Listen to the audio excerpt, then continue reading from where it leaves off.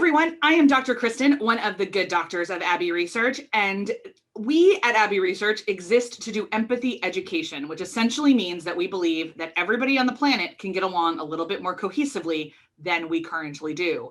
And not in the kumbaya or Hallmark card sense, but in the actual work of doing life together. And we think it's our only way forward. In order to do that, we have a whole lot of opportunities and jobs and ways to interact with it. And one of our favorites is this video series, which is called Welcome to My World, where I get a chance to talk to somebody different than me, which is everybody, about something that is different than my life. And you get to eavesdrop in the effort that understanding different parts of people's lives and how complicated and beautiful and messy we are as people will help us all get along a little bit better. And I am joined today by a woman I have known for a long time, and who is not only a friend, but a really, really wise and wonderful writer. And that's why I've asked her to join us here today. Brandy Lovelace is a wife, writer, bonus mom, I love that phrase, and an amateur baker. She lives with her husband in Colorado, and is, even though we are filming this in April, she is all bundled up because it's snowing in Colorado, because what is spring in Colorado? What is spring? Anyway, Brandy, thanks so much for joining us. Yeah, I'm so happy to be here. It's exciting. So much fun. So like I said, I want to focus a little bit on that. We can talk about amateur baking later, but let's focus on the writing first. When we first kind of started talking on a regular basis, we've known about each other for a long time. We had a lot of mutual friends. We first started talking on a regular basis. You were in the middle of writing a memoir. Yes. It blows my mind because I can't imagine the process of crafting your life story onto the page. So can you talk us a little bit about, let's start with why you chose to do that. Sure. It wasn't my intent. I was getting a Master of Fine Arts in Creative Nonfiction. And you could do a memoir, you could do like a collection of essays or a reported kind of long piece. And then your thesis was a book length manuscript. Okay. One of those categories. So my original idea was to write like a history of trailers because like trailers that you live in, like trailer yes. park. Okay. Yeah. So I grew up in a trailer, and I've always been fascinated by like, why is that so like negative? Like, why is that, like, white trash, and like what caused that? So my first semester, I wrote a pretty extensive piece on kind of the history of trailers, why they're, categorized that way. And I finished my first semester. I have 3 semesters left, and I was like, I think I'm out. Like, I don't have anything else to say about this. So I love that. I've totally had that where it's like, oh, this is going to be my magnum opus, and you're 50 pages in, you're like, this is all I've got. Yeah, totally. And I liked it. I still like that piece, but it was like, I can't get 200 pages out of this. And so I was like, I don't know what to do. And I met every semester, we had a different mentor, and I was meeting with my mentor, Tom, and he said, I think it sounds like you have a memoir in you. And I was like, no, I don't think so. Because I just couldn't fathom anyone caring about my life and my childhood. Like, it was very like, it just didn't seem interesting. So Tom said, okay, I want you to write a greatest hits list. So he was like, just write about moments of your life that are interesting. And he said, don't like think about theme. Don't try to make it chronological. Just like write me like a couple sentences about moments in your life that would go in a memoir. Would you, if you were to write one? And so I did that, and I emailed that to him, and I flew back. That was in Baltimore. I flew back to Colorado. I got on my phone when I landed, and I had an email from Tom, and it said, it's laughable to me that you think you don't have a memoir and you send me an outline by the end of the week. And I was like, well, I guess I'm writing a memoir. So before we move on, I want to go back to like when he said, find something that's interesting. Was that still a bit of an imposter syndrome thing where it's like, well, I don't have 10 interesting things? Were you still wrestling with that at that point? Yeah, so I think I just was like, I'll just write stuff that's like, I'm a storyteller, like at heart. So I was like, I'll just write the things that I've, shared with friends or kind of told a funny story at a party or whatever. Okay. Like, because I know there's uniqueness to like growing up in the South and growing up lower middle class. I don't even know that I would classify as middle at all, but like lower class.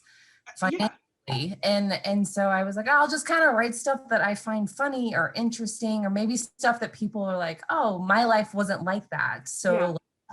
But yeah, I still was like, this isn't a book. Like, these are funny stories that I tell, or sad stories. They're, not all funny, but I was a very reluctant memoir writer for sure. And my final semester of that program, I was meeting with Diana, who was my last mentor, and she's the one that gets you over the finish line. And we were having breakfast, and she was like, tell me why, people should read this memoir. And I burst into tears, and I was like, I don't know. That would be my response too. So I totally get it. Like, I don't understand why anyone wants to read this. And yet I knew, like, at that point, I think I had read at least a draft of it. And I was like, oh my God, give me more, Brandy.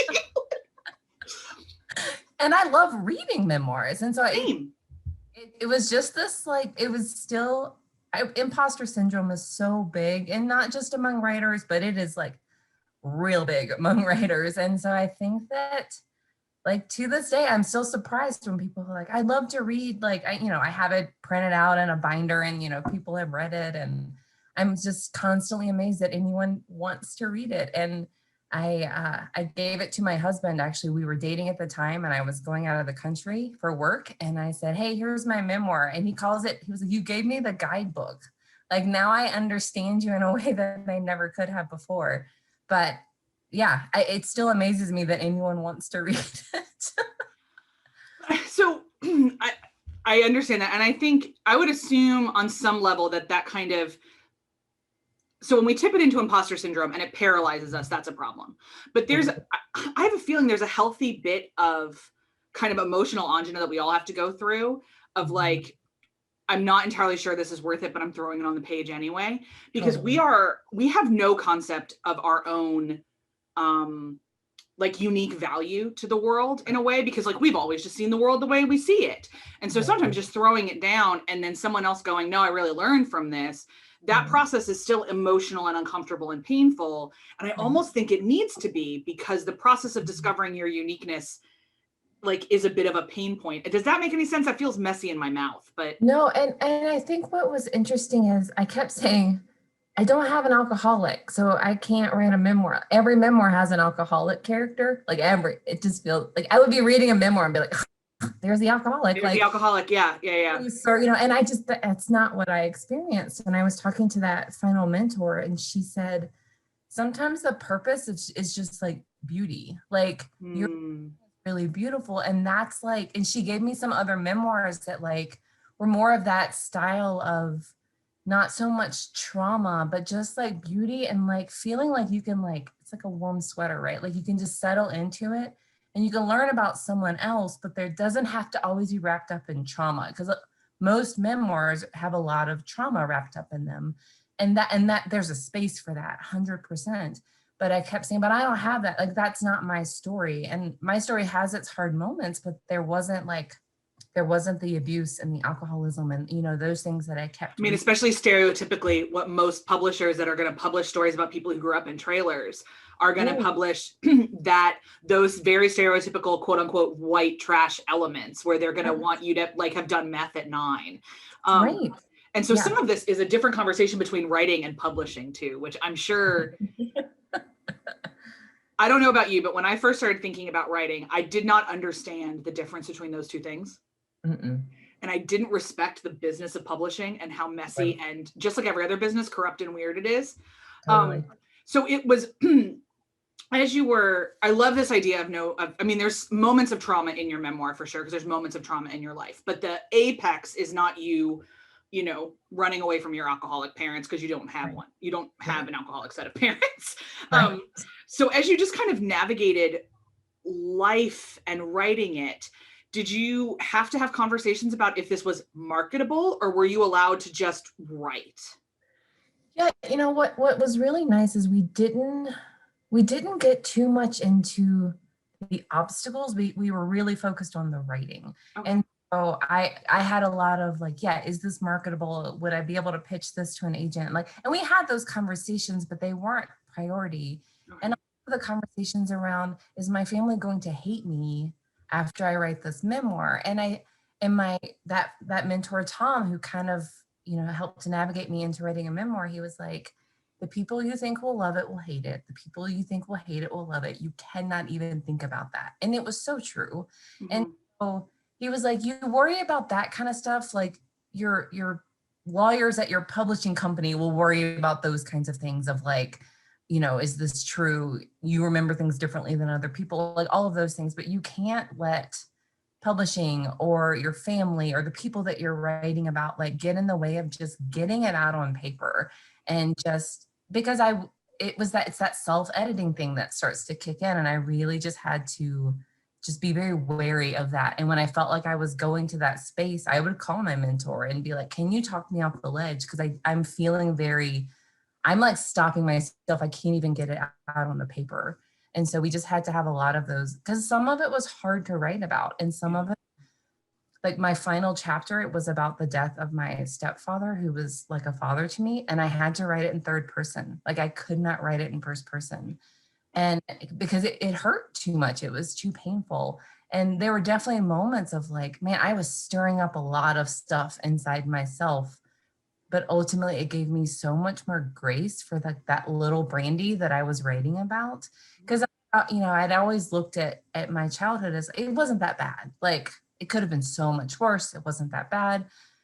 But then when I kind of was walking back through it as an adult, I was like, man, that stuff was hard. And like, it's okay that like she felt broken in that season, or she felt really sad and didn't know how to communicate that. And so it definitely, like, taking away all that internal editors about your family and a publishing company or whatever, gave me the freedom to really just write it and be okay if it never got published and if no one else ever read it. Like I had to come to a place where I was okay with that. Man, what a therapeutic exercise and journey. And I love that you brought up the idea, like you just very quickly, you said other people may have different memories. And to me, that's a major difference between a memoir and an autobiography, is that a memoir is a lot more about the feelings around memories than it is about the like stories of your life that could be verified by other people. Like there may be a painful conversation between you and your mother about something, but your memory of it and emotions around it are still valid regardless of her feelings about her memories about it. Totally. Yeah. And I think I definitely interviewed people. Like I didn't want to get it wrong. You know, I think there was some that I was you're not James Frey. Yeah. Like so there are definitely things like I want to verify this. I actually went back, I did a memoir gathering trip where I went back to Virginia and I interviewed some people, and I wrote people letters and like asking for clarification on things. I went back to like the playground at my primary school, and like I was like climbing up the slide, and like the smell of the rusty slide like triggered all these memories. And so it was really important to me that I didn't just solely base it on my, 30-year-old memory of these events. But I also, if I couldn't verify something, I couldn't verify something. Like that wasn't the end of the world to me. And I love, like Mary Carr, I can't remember which memoir it is, but she even says, like, my sister remembers it this way and I remember it. So she even like she says, like, we remember it really differently, and that's okay. Yeah. And that's even in Ronan Farrow's recent book about his process of reporting on Harvey Weinstein. It's also like this part memoir. If no one's read it, it's a very fascinating hybrid to me, where he talks about that so much of his reporting was dredging up a lot of stuff with his sister Dylan and the accusations that she had made against their father. And this is way before the current, as we're filming this, the documentary series that HBO did is recent. But when he was writing this book, that hadn't been filmed yet. And he says a few times, well, I have this very strong memory and Dylan remembers it completely differently. And if we're honest, Dylan's probably closer to the truth. Right. Because I had all these other layers on top of me. Right. And as he was investigating and talking to more and more women, his memories shifted because he was able to see things from someone else's perspective, but his. Right. Which I don't know if you've experienced that in your memoir writing. I've experienced that in therapy. Yeah. But like, if that's the case, my God, what a shift that must take in the actual practice of writing. Right. Right. And, there were a lot of things I learned about my parents in writing my memoir. There's family legend that it's been passed down and you know it to be true and you believe it to be true. But I was kind of glib about my parents' divorce. Okay. I was 4 years old when they divorced. And so to me, it's just like, I don't have a lot of emotional attachment to the fact that my parents divorced. I never remember them together. Okay. And I was interviewing my mom on the phone, and like, it was emotional for her. And I was like, right, like you were this 27-year-old who thought you would marry the person you were going to be with for your entire life. And you have a baby and then you get a divorce. And like, I really had to step back and go, hey, like you're treating this like it's just this interesting story, and your mom still has a lot of emotion attached to it. And I really had to like soften the way I talk to her about things, because to me, it's just like, it's this, it happened, it's not a big deal, let's just move on, you know? And for her, it's like, no, it's a very big deal. It shifted the entire future of, you know, how she moved forward in her life. And so just like learning those things. And I wouldn't say I had a lot of like big revolutions about like family secrets or things like that, but it was like, oh yeah, like my mom's a real person who like had to like grieve like the loss of a marriage, and later grieve the loss of a husband who died. Like there's a lot of emotion wrapped up in it that I hadn't acknowledged from her. Like I in my emotions and my feels, but not hers. Yeah, I mean, I remember, and I don't know if we ever talked about this, but like the first time I realized that my parents were human beings, I was like graduated from college, and we were all in a environment in which they were telling me stories from like college and their 20s. And I was like, oh, you had breakups too. And like, oh, you didn't just like arise from the primordial ooze as my mother. Like, right, totally. Like this year I turned the same age as my mom was when she had me. And we were talking on and of course I did it in the middle of a pandemic. So my mother and I have had a lot of time to talk, because we were in a COVID pod together kind of thing. So she was somebody I saw all the time. And I mentioned that to her, and I just said, man, our lives are so different. Like, it's not just that it was 1983 and this is 2020, but my mom and I have very divergent passions and very divergent life histories. And but it took this moment, and I talked to her about kind of the process of deciding to be a mother and when that kind of looked like, and just sitting there for a minute and appreciating her on such a deeper level, as a woman who could be making the same decisions and isn't, just like, and I can imagine, I mean, it, like, you and I both got married later in life, and we were not young ingenue brides coming out of college. And that process is also, I mean, like, is a little bit different than and kind of thinking like, oh, I'm this fully formed person, and my mother was this age when she made this decision. Holy cow, I can't imagine being that age, and like all that kind of stuff.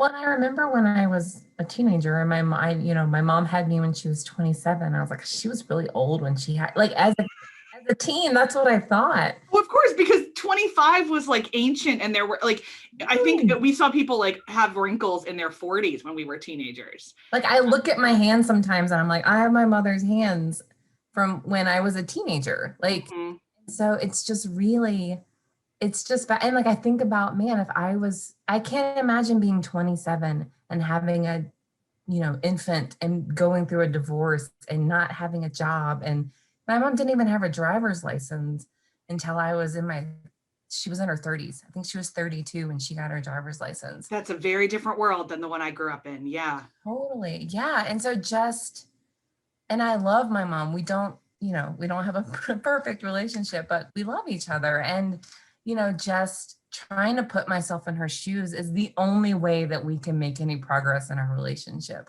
And, but when she read my memoir, I thought she would like it. I think she's portrayed heroically in my memoir as like a single mom. And that was not how she felt about it. Like, the first thing she said to me after she read it was, I didn't know you had such a hard childhood. And I was like, oh. And so I went back to my mentors a lot in this process, and I talked to Diana, and she was like, you grieved while you were writing it, right? And like, you cried and you grieved. She hasn't had the chance to do that yet. So like, what a great point. I was like, oh, like, again, I was so inward focused about it, not even thinking about the fact that she would read it and grieve for herself and for me, and the things that she didn't know I was thinking and feeling because I didn't know how to communicate them. Yeah. And so yeah, so it's just, again, like Tom was like, people you think will love it will hate it, and the people you think will hate it will love it. And you cannot like try to guess what people are going to think and feel about what you're writing, especially with a memoir. I love that so much. And like, I mean, there's part of me that's like, everybody go out and do the process of writing a memoir, because then you'll have all these great conversations. But I'm really reminded that a key part of your story is these two particular mentors. And so making sure that as you go on a therapeutic journey, which is what this was, it just, you paid a different set of professionals to do it. As you go on a therapeutic journey, having the safe houses is really important.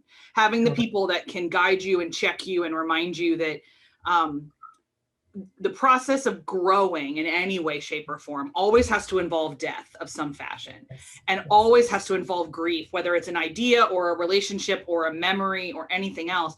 And so making sure that you're doing it emotionally responsibly usually means having other people as part of the process. Well, and I think that it was really important to me, because I would still love to get it published one day, or at least excerpts of it published or something. And it was important to me that I had done a lot of counseling before I wrote a single word of my memoir, because I think if I had tried to write a memoir and not done some of that personal work, one would have been heroes and villains, because I wouldn't have been able to like distinguish, like, no, these are real people that I'm writing about. And, I've had a complicated relationship with my stepmother, and Diana was like, you gotta like tell us something good about her. Like, and I'm sure you were like, but there isn't. No, thank you. I would like her to remain black and white, Diana. And it was really hard to not I can't imagine. Dredge up a memory, but also like to sit in the fact that I had kind of painted her as a villain, and I had painted my stepdad as a hero, and he wasn't perfect and she wasn't all bad. And so and that was even after having a lot of therapy and counseling. And well, it's always a journey. Like there's things like, yeah, I mean, and then I think that's such a glib thing to say. And so I want to unpack it for just a second, because you'll do this work like Brandy's just talking about, where it's like, well, I have to really do a lot of this work, but then something else will happen in the world or in your personal life that has to force you, that changes who you are.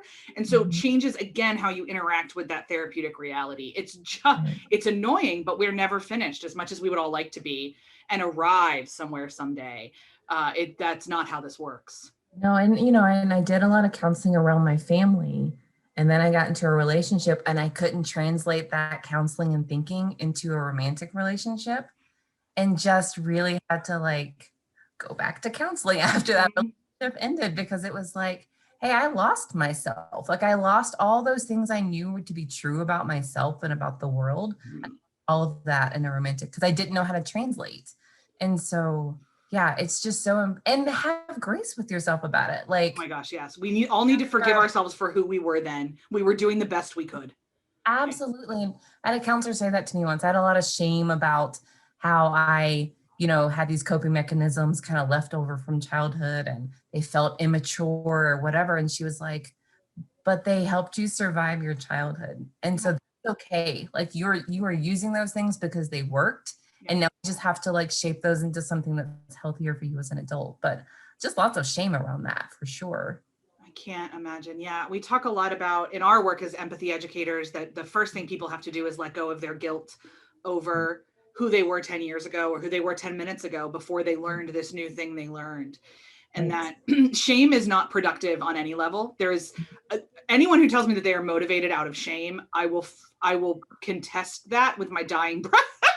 That there is something else in them that they're actually motivated by, and it just sounds like shame, because I just cannot. Shame is a paralysis. It is 100%. It's not a motivator.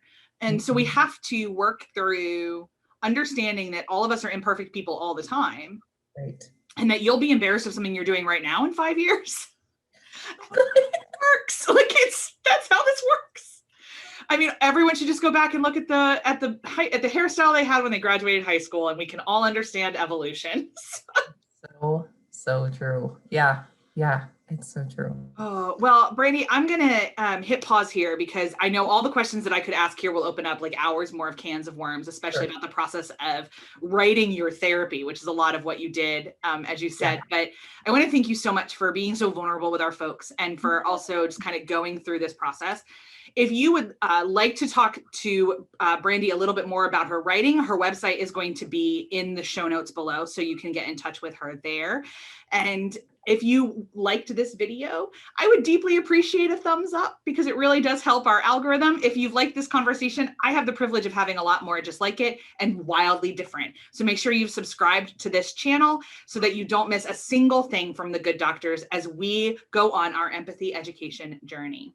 Brandy, it's been a privilege as it always is. Thank you so much. Thank you so much. Everyone else, I will see you next time on Welcome to My World. Bye.